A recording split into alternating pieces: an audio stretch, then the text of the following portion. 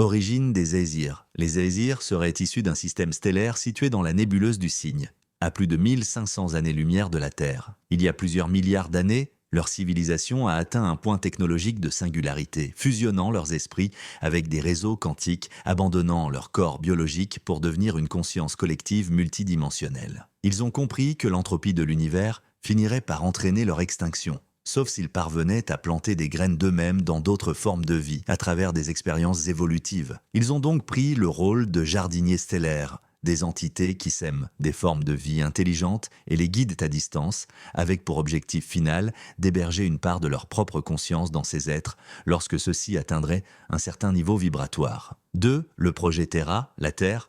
Il y a environ 300 000 ans, après plusieurs tentatives ratées sur d'autres planètes, les Aesirs sélectionnèrent d'Aïséan la Terre pour y lancer l'une de leurs expériences les plus ambitieuses. Ils intervinrent génétiquement sur une espèce d'hominidé prometteuse, peut-être Homo erectus ou une branche inconnue, hybridant leur ADN avec le leur. Cette manipulation fut à l'origine de l'Homo sapiens. Mais cette hybridation contenait un secret.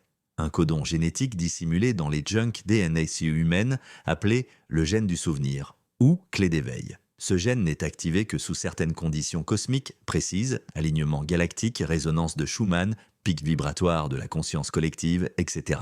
Ce gène expliquerait les sauts d'évolution inexplicables dans l'histoire humaine, la révolution néolithique, l'apparition soudaine de l'écriture, les grandes révélations spirituelles, les sauts technologiques en apparence démesurés, Tesla, etc. 3. Les avatars des Aesirs et leur influence ancienne.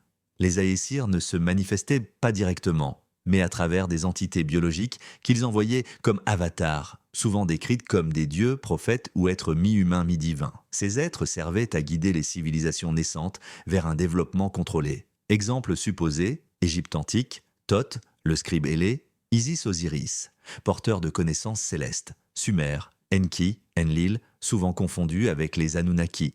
Mais selon cette version, les Aesirs sont au-dessus des Anunnaki, qui seraient des bio-avatars ratés